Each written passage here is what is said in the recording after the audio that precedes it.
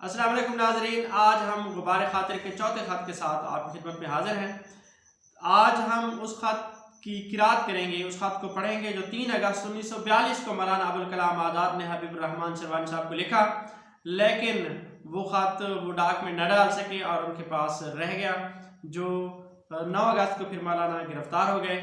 वहाँ कला अहमद नगर में जाकर उन्होंने देखा कि वो ख़त भी उन्हीं के पास मौजूद है।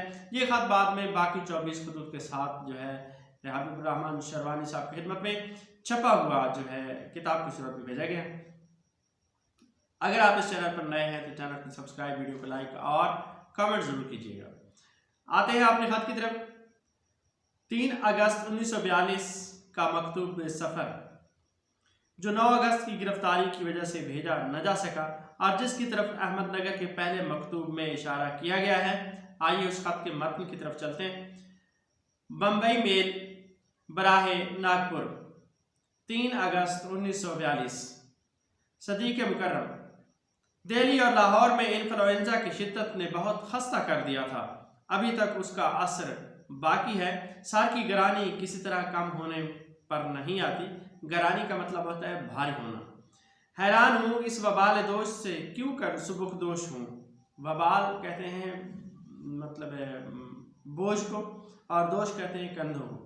वबाल दोष यानी जो चीज़ कंधों पर बोझ हो।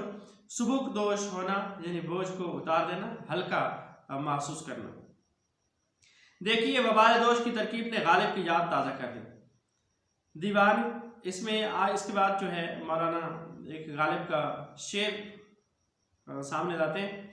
शोरीदगी के हाथ से सर है वबाल दोष, शोरीदगी के हाथ से सर है वबाल दोष, सहरा में खुदा कोई दीवार भी नहीं। जहाँ पे शोरीदगी से मतलब दीवानगी, जुनून और आशुफ्ता सरी होते हैं। तो गालिब कहते हैं कि मेरी दीवानगी, मेरे जुनून, मेरी आशुफ्ता सरी की वजह से सर मुझे कंधों पे एक बोझ महसूस होता है और सहरा में कोई ऐ खुदा कोई दीवार भी नहीं। अब सहरा में कोई दीवार नहीं कि जिसमें मैं अपना सर मारूं। तो वो ये कहते हैं कि इस दीवानगी ने सर को भी मेरे कंधों पर एक बोझ बना दिया है। तो वबाल दोष की जो तरकीब मौलाना ने नस्र में इस्तेमाल की, उसी के हवाले से उसी का हवाला लेके आ रहे हैं गालिब के शेर में कि वहाँ पे गालिब ने भी वबाल दोष की तरकीब इस्तेमाल की। 29 जुलाई को इस वबाल के साथ कलकत्ता वापस हुआ था। 4 दिन भी नहीं गुजरे कि कल 2 अगस्त को बम्बई के लिए निकलना पड़ा। जो वबाल साथ लाया था अब फिर अपने साथ वापस लिए जा रहा हो। फिर आगे जो है मौलाना गालिब का एक शेर लाते हैं। रौ में है रख्श उम्र कहाँ देखिए थमें, रौ में है रख्श उम्र कहाँ देखिए थमें, नए हाथ बाग पर है न पा है रकाब में। ये मशहूर शेर है मिर्ज़ा गालिब का। उसमें मिर्ज़ा गालिब कहते हैं, रख्श कहते हैं सफ़ेद और सुर्ख मिले हुए रंग को, और मजाजन इसका ऐसा घोड़ा जिसका इस तरह का रंग हो तो उसको भी रख्श कहा गया। रुस्तम का कहते हैं, रुस्तम जो ईरान का नाम गिरामी पहलवान था, जंगजू था, उसका घोड़ा इसी रंग का था। तो उस हवाले से फिर मजाजन घोड़े के लिए भी यही रख्श का लफ्ज़ इस्तेमाल किया जाने लगा। हालांकि इसका माना जो है सफ़ेद और सुर्ख रंग की मिलावट है। रौ में है रख्श उम्र कहते हैं भाग रहा है उम्र का घोड़ा, कहाँ देखिए तुम्हें, कोई पता नहीं कहाँ जाकर रुक जाए। और लेकिन इंसान क्या है, नए हाथ बाग पर है नपा है रकाब में। इंसान का उस पर कोई इख्तियार नहीं है कि वो उसकी घोड़े की बाग उसके हाथ में नहीं है कि वो उसे रोक सके, और ना ही उसके रकाब में उसका पैर है कि बवक्त ज़रूरत उसे तेज़ कर सके या उसे बाग के ज़रिए रोक सके। तो दोनों सूरतों में इंसान का उस उम्र के रख्श पर, उम्र के घोड़े पर कोई अख्तियार नहीं है। वो खुद दौड़ा चला जा रहा है जहाँ वो मतलब है थमेगा। इंसान ना उसको रोक सकता है ना उसे तेज़ चला सकता है। मगर देखिए, सुबह 4 बजे का वक्त ग्राम आया कि करिश्मा साजियों का भी क्या हाल है। ग्राम आया जो बहुत कीमती हो, बहुत ज़्यादा अहम हो। क़याम की हालत हो या सफ़र की, नाखुशी की कुल्फ़तें हों या दिल आशोबी की काहश। कुल्फ़त कहते हैं दिल पर भारी एक चीज़, तकलीफ़ जो है, मुसीबत आप कह सकते हैं, जो चीज़ इंसान को तकलीफ़ देने वाली हो। दिल आशोबी का मतलब दिल को परेशान करने वाली, दिल को तकलीफ़ पहुंचाने वाली। काहिश कहते हैं ज़वाल, कमी, नुकसान का होना। तो कहते हैं नाखुशी की कुल्फतें हों या दिल आशोबी की काहिशें, दिल को परेशान करने वाली ज़वाल या कमी, ये दोनों सूरतें हों।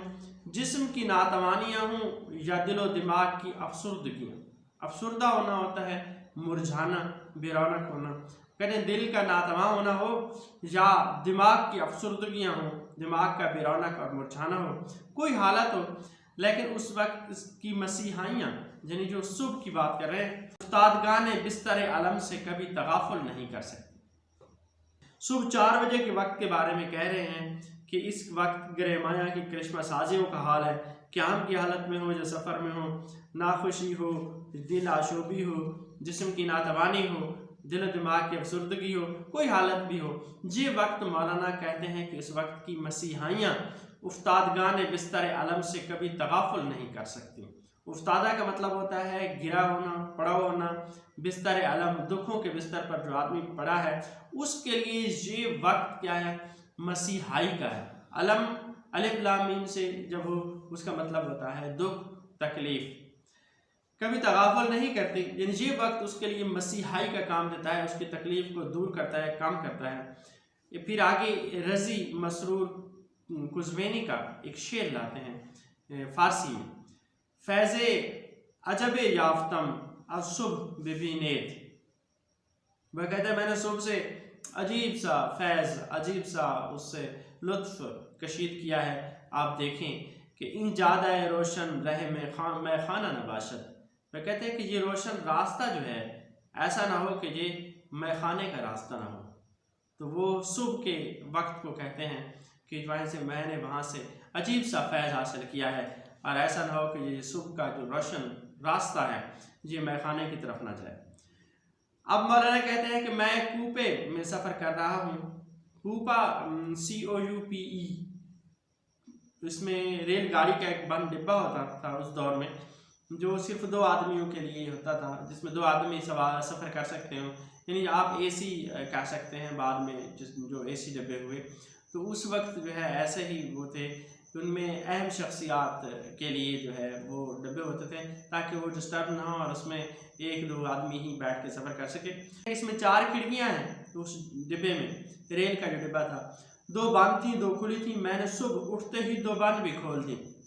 अब रेल की रफ्तार जितनी गर्म होती जाती है, इतनी हवा के झोंकों की खुनकी भी बढ़ती जाती है। खुनकी होना यानी कि हवा के झोंकों का ठंडा होना, सर्द होना। जिस बिस्तर कर्ब पर नाखुशी की कुल्फतों ने गिरा दिया था, उस पर नसीम सुबहगाई की चारा फरमाइयों ने अब उठा के बिठा दिया। अब कहते हैं कि ये जो तकलीफ़ का बिस्तर था, जिस पर नाखुशी की कुल्फतों ने, माना क्या है कि बीमारी थी, उनका तबीयत नासाज थी, उसकी तकलीफ़ ने उन्हें बिस्तर पर गिरा दिया था। लेकिन अब जो सुबह की ठंडी हवा आई है, नसीम सुबहगाई है, उसने उनकी मसीहाई की है और चारा फरमाई की है। या चारा फरमाई करना, हालत को दुरुस्त करना, तबीयत को बेहतर करना। तो अब वो उठ के बैठ गए हैं। शायद किसी ऐसी ही रात की सुबह होगी जब ख्वाजा शिराज की ज़ुबान से बेअख्तियार निकल गया था। अब हाफिज़ शिराजी का एक शेर लाते हैं फारसी में।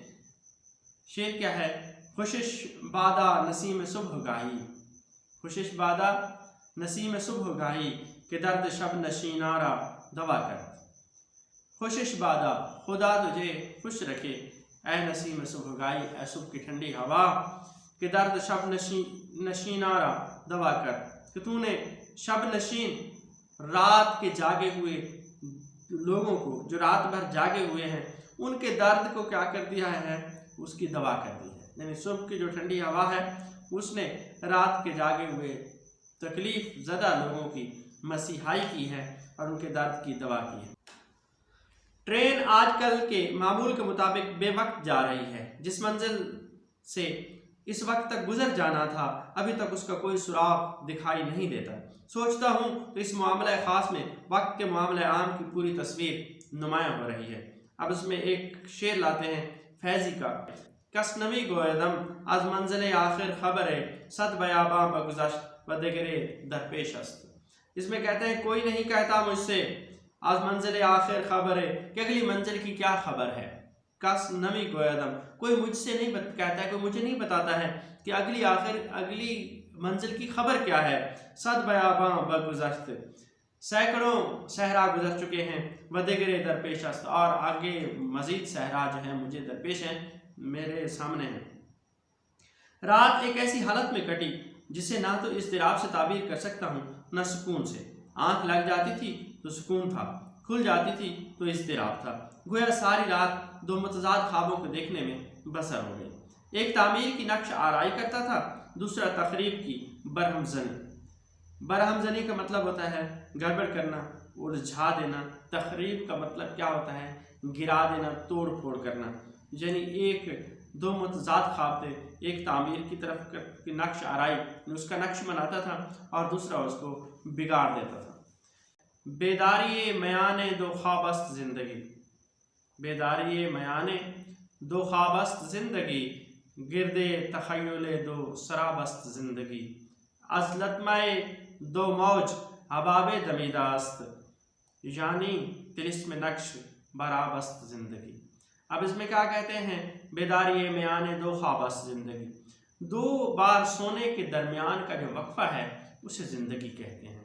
और गिरदे तख़य्युल दो सराबस्त ज़िंदगी, दो शराबों के इर्द गिर्द जो इंसान का ख्याल है, जो तख़य्युल है, दो शराब का मतलब होता है फ़रेब, धोखा, वो ज़िंदगी है। अज़लतमाए दो मौज हबाबे दमीदास, दो मौजों के आपस में टकराने से हबाब यानी बुलबुला पानी में पैदा होता है। यानी तिलिस्म नक्श बराबस्त ज़िंदगी, वो कहते हैं जी पानी पर जादुई नक्श का नाम ही क्या है? ज़िंदगी है। जो जल्द ही नक्श पानी पर नक्श बनाया जाए तो मिट जाता है, और जो चाहे बुलबुला पैदा होता है उसकी ज़िंदगी भी थोड़ी होती है। शराब भी एक फ़रेब और धोखा है, और दो ख्वाबों के दरमियान, दो बार सोने के दरमियान का वक्फा क्या होता है? थोड़ा। 3:04 गुजरे थे कि आँख खुल गई। सुबह की चाय के लिए सफ़र में ये मामूल रहता है कि रात को अब्दुल्ला स्पिरिट का चूल्हा और पानी की केतली पानी बमिकदार मतलूब से भरी हुई टेबल पर रख देता है। चायदानी उसके पहलू में जगह पाती है कि बहुक्म वज़्अ शय फ़ी महल्लिही, यही इसका महल सही होना चाहिए। मगर फिंजान और शक्करदानी के लिए इसको कुर्ब ज़रूरी न हुआ कि वज़्अ शय फ़ी गैर महल्लिही में दाखिल हो जाता। यहाँ पे मौलाना जो है अपने खादिम अब्दुल्ला की बात कर रहे हैं कि जो रात को जो है उनके पास चाय का सामान रखता है, और फिर उसकी ड्यूटी होती है कि आके भी सुबह जो है वो आके चाय बना दे। तो यहाँ पे कहते हैं कि स्पिरिट का चूल्हा वो आके रखता है, पानी की केतली और पानी जो है जितने मिकदार में ज़रूरत होता है वो उनके पास आके रख देता है रात को। चायदानी भी उसके पास ही पड़ी होती है कि वज़्अ शय फ़ी महल्ले, यानी चीज़ को अपने मकाम पे रखने का हुक्म उस पर लगता है। और शक्करदानी और फिंजान वो उस यानी चायदानी के पास नहीं होते कि वो वज़्अ शय फ़ी गैर महल्ले, चीज़ को अपनी जगह पर न रखने वाला मामला हो जाता अगर वो वहाँ पे रख देता। अगर सुबह 3 बजे से 4 बजे के अंदर कोई स्टेशन आ जाता है तो अक्सर हालतों में अब्दुल्ला आकर चाय दम दे देता है। नहीं आया तो फिर खुद मुझे ही अपने दस्त शौक की काम जो याना सरगर्मियाँ काम में लानी पड़ती हैं। 3-4 बजे के करीब अगर स्टेशन आ जाता है तो अब्दुल्ला आ जाता है, चाय बना देता है, चाय को दम दे देना। चूँकि मौलाना सब्ज़ चाय जास्मीन की जो पत्ती थी वो पिया करते थे, तो जो है अगर अब्दुल्ला ना आता तो मौलाना खुद फिर क्या है चाय की पत्ती को दम देकर पी लेते थे। अक्सर हालतों कैद इसलिए लगानी पड़ती है कि तमाम कुलियों की तरह ये कुलिया भी मुस्तस्नियात से खाली नहीं है। बाद हालतों में गाड़ी स्टेशन पर रुक भी जाती है मगर अब्दुल्ला की सूरत नज़र नहीं आती। वो कहते हैं कि अक्सर आता है, मतलब कभी कभी नहीं भी आता। गाड़ी भी स्टेशन पर रुकती भी है, वक्त भी होता है, फिर भी नहीं आ पाता। क्यों भाई? फिर जब नज़र आती है तो उसकी मादरतें मेरी फ़िक्र काविश आशना के लिए एक दूसरा ही मसला पैदा कर देती हैं। अगर ना आ सके और मौलाना खुद चाय बना के पी ले, जब फिर उसकी सूरत नज़र आती है तो फिर वो मादरतें करता है। मालूम होता है कि नसीम सुबहगाई का एक ही अमल दो मुख्तलिफ तबीयतों के लिए दो मुतज़ाद नतीजों का बायस हो जाता है। यानी भाई सुबह की जो ठंडी हवा आती है तो मुझ पर और असर करती है, उस पर और असर करती है। उसकी आमद मुझे बेदार कर देती है, अब्दुल्ला को और सुला देती है। सुबह की ठंडी हवा मुझे जगा देती है, जबकि मेरा खादिम है अब्दुल्ला उसको सुला देती है। अलार्म की टाइम पीस भी उसके सिरहाने रहने लगी, फिर भी नतायज का औसत तकरीबन यकसा ही रहा। यानी कि अलार्म की टाइम पीस टाइम लगा के भी सोता गरीब, लेकिन फिर भी वो क्या है, वो बेदार नहीं हो पाता। मालूम नहीं आप इस काल का हल क्या तजवीज़ करेंगे, मगर मुझे शेख शिराज का बतलाया हुआ हल मिल गया है और इस पर मुतमईन हो चुका हूँ। आप सादी शिराजी का एक शेर लाते हैं, फारसी में है। बारह के दर लताफत तब अश खिलाफ नेस्त, दर बाग लाला रोया दो दर शोर बूम खस। कहते हैं कि बारिश जो होती है उसकी तबीयत की लताफत में फ़र्क नहीं आता, यानी बारिश हर जगह एक जैसी ही बरसती है और एक ही तरह से, लेकिन दर बाग लाला रोयत चीज़ें उससे मुख्तलिफ अपनी तबा के मुताबिक जो है उससे फ़ायदा हासिल करती हैं। अगर बाग में वो बारिश हो तो उससे लाला का फूल उगता है, लेकिन अगर वही बंजर ज़मीन में हो तो उससे झाड़ झंकार ही पैदा होते हैं। बहरहाल चाय का सामान हस्ब मामूल मुरतब और आमादा था। नहीं मालूम आज स्टेशन कब आए, और आए भी तो उसका इत्मीनान क्यों कर होकर अब्दुल्ला की आमद का कायदा कुलिया आज ही बहालत इस्तिस्ना नमूदार न होगा। मैंने दिया सिलाई उठाई और चूल्हा रोशन कर दिया। अब चाय पी रहा हूँ और आपकी याद ताज़ा कर रहा हूँ। मकसूद इस तमाम दराज नफसी से इसके सिवा कुछ नहीं कि मुखातबत के लिए तकरीब सुखन हाथ आए। यानी आप भी मौलाना अब्दुल्ला नहीं आया, खुद बनाए चाय और पी रहे हैं। और दराज नफस से मुराद बात को लंबे करने से क्या मकसूद है कि मैं आपसे कुछ बातचीत कर सकूं। एक शेर का मिसरा अब्दुल कादिर बेदिल के शेर का एक मिसरा लाते हैं फारसी में। नफ्से बजाद तू में जन्म चे इबारत चे मानीम। आप कहते हैं कि मेरा भी आपकी याद में जब मैं सांस लेता हूँ तो नहीं मालूम कि उस सांस लेने में कितनी इबारतें और कितने मानी पोशीदा होते हैं। चाय बहुत लतीफ़ है, चीन की बेहतरीन किस्मों में से है। रंग इस कदर हल्का के वाहिम है उस पर कि उसकी हस्ती मुश्तबे हो जाए। गोया अबू नवास वाली बात हुई कि एक अरबी का शेर लाते हैं। यहाँ मौलाना ने अबू नवास का हवाला दिया है, लेकिन ये शेर कहा जाता है कि साहिब बिन उबाद का शेर है। और मौलाना क्या शेर क्या कहता है कि रक्कत जुजाज वरक्कतिल खम्र, रक्कत जुजाज वरक्कतिल खम्र फतशाबहा फतशाकल अम्र। अब यहाँ पे कहते हैं कि रक्कत जुजाज आईना की चमक रहा है, आईने की जो चमक है आबदारी है, और शराब की जो चमक है, आईना भी चमकीला है, यानी जिसमें क्या कहते हैं बर्तन में डाला गया वो भी चमकदार है और शराब भी चमक है। फतशाबहा बस दोनों एक दूसरे के क्या हो गए हैं, मुतशाबे हो गए। इस कदर मुशाबहत है फतशाकल अम्र कि अब अम्र मुश्तबे हो गया है कि इनमें से कौन सी चीज़ ज़्यादा आबदार है, कौन सी चीज़ ज़्यादा चमकीली। कैफ इस कदर तुंद के बिला मुबालगा उसका हर फिंजान कहानी के रितले ग्रां की याद ताज़ा कर दे। जहाँ कहानी फारसी के शायर हैं कहानी, उसका एक मिसरा लाते हैं। साकी बदे रितले ग्रां जामी के दहका परवरत, साकी बदे रितले ग्रां, ऐ साकी तू मुझे शराब का रितले ग्रां का मतलब भरपूर भरा हुआ प्याला दे। जामी के दहका परवरिश, ऐसी शराब के जिसे दहकान ने अपने खून से सेंचा हो।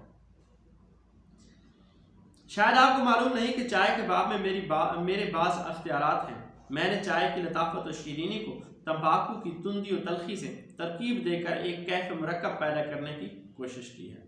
मैं चाय के पहले घूंट के साथ ही मुत्तसिलन एक सिगरेट भी सुलगा लिया करता हूँ। फिर इस तरकीब ख़ास का नक्श अमल यूँ जमाता हूँ कि थोड़े थोड़े वक्फे के बाद चाय का एक घूंट लूँगा और मुत्तसिलन सिगरेट का भी एक कश लेता रहूँगा। इल्मी इस्तिलाह में इस सूरत हाल को अला सबील तवाली व ताक़ुब कहिए। सबील तवाली व ताक़ुब यानी एक चीज़ के बाद दीगरे दूसरी चीज़ के लाना और इसी तरह फिर उनको तब्दील करते रहना, इसको अला सबील तवाली व ताक़ुब कहते हैं। एक चीज़ फिर दूसरी, फिर वही चीज़ें उनको बार बार दोहराते रहना यके बाद दीगरे। इस तरह इस सिलसिला अमल की हर कड़ी चाय के घूंट और सिगरेट के कश के बाहिमी इम्तिजाज से बतदरीज ढलती जाती है और सिलसिला कार दराज होता रहता है। मिकदार के हुस्न तनासुब का इंज़िबात मुलाहिज़ा हो कि इधर फिंजान आखिरी जुर्आ से खाली हुआ, क्या कहूँ इन दो अज्जाए तुंद लतीफ़ की आमेज़श से कैफ व सुरूर का कैसा मुतदिल मिजाज तरकीब पजीर हो गया है। अब क्या कहते हैं कि चाय का एक घूंट लेते हैं और साथ एक सिगरेट भी सुलगा लेते हैं, सिगरेट का एक कश। ये तरतीब बदलती रहती है, यानी चाय फिर सिगरेट, सिगरेट चाय, ये चलता रहता है यहाँ तक कि चाय का आखिरी घूंट और सिगरेट का आखिरी कश होता है। इस तरह एक कप चाय और एक जो है सिगरेट मौलाना ये मिलाकर पिया करते हैं। जी चाहता है फैज़ी के अल्फाज मुस्तआर में, फैज़ी का एक शेर लाए हैं फारसी में, एतदाल मानी अज़मन पुरस, कहते हैं कि मानी का लुत्फ़ व एतदाल मुझसे पूछिए कि मिजाज सुखन शनाख्ता हूँ, मैं सुखन के मिजाज को पहचानता हूँ कि मानी और सुखन अल्फाज और मानी का एतदाल उनसे कैसे लुत्फ़ कशीद किया जाता है, ये मुझसे पूछिए कि मैं बात करने के मिजाज को पहचानता हूँ। तो इस वीडियो के हम दो हिस्से करते हैं, ख़त के लंबे होने की वजह से, लिहाजा ताकि आसानी के साथ जो है वीडियो देखी जा सके। इंशाल्लाह ये वीडियो का पहला हिस्सा है, अगले हिस्से के साथ जल्द ही हम आपकी खिदमत में हाजिर होंगे। अल्लाह हाफ़िज़।